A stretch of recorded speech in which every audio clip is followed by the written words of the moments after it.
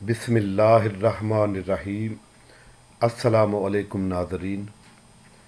अनीस रज़ा कंबर आपकी खिदमत में एक दफ़ा फिर हाज़िर हूँ। सूरह फातिहा हमारा आज का मौजू है। सूरह फातिहा को कुरान मजीद की रूह कहा जाता है। ये कुरान मजीद का मुकद्दमा भी है और मुतालिया करने वाले के लिए कुरान पाक शुरू ही इस दुआ से किया जाता है ताकि उसकी ये दुआ जल्द कबूल हो, क्योंकि इस सूरह मुबारका में दुआ की जाती है इहदिनस सिरातल मुस्तकीम कि ऐ अल्लाह हमें सीधा रास्ता दिखा। तो जो ही इंसान ये दुआ करता है तो वो दुआ फौरी कबूल होती है और अल्लाह ताला उसके सामने पूरा कुरान मजीद खोल देता है और फरमाता है कि ये ले मेरे बंदे, ये है तुम्हारे लिए सीधा रास्ता, इससे हिदायत हासिल करो। सूरह फातिहा के फ़वाइद व अमलियात बहुत ज़्यादा हैं, बल्कि अनगिनत हैं। मैं चंद एक आपकी खिदमत में पेश करने लगा हूँ। हज़रत इमाम जाफ़र सादिक़ अलैहिस्सलातु वस्सलाम ने फरमाया, अगर कोई शख्स सूरह हम्द साफ़ पाक बर्तन पर लिख कर बारिश के पानी में घोल कर फिर ये पानी लेकर बीमार का मुंह धुला दे तो इस बीमार का मर्ज़ ख़त्म हो जाता है।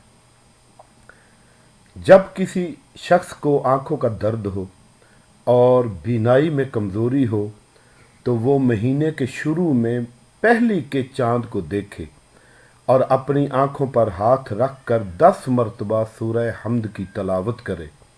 इंशाअल्लाह दर्द जाता रहेगा और बीनाई में इजाफ़ा होगा। जो शख्स जुमे के दिन जुमा की नमाज के वक्त के बाद सूरह हम्द 7 दफ़ा पढ़े तो अल्लाह उसको दीनो दुनिया और आइंदा आने वाले जुमे तक उसको और उसकी आल औलाद को अपनी हिफाजत में रखता है। जो कोई सूरह अल-हम्द 41 दफ़ा पढ़े तो वो अगर मुसाफिर है तो खैरियत से घर वापस आएगा, और अगर किसी शख्स को कैद किया गया हो और उसे बेड़ियां लगा दी गई हों तो वो कैदी 111 दफ़ा सूरतुल हम्द की तलावत करे और उन बेड़ियों पर फूंक दे। अल्लाह ताला उन बेड़ियों से उसे रिहाई अता फरमाएगा।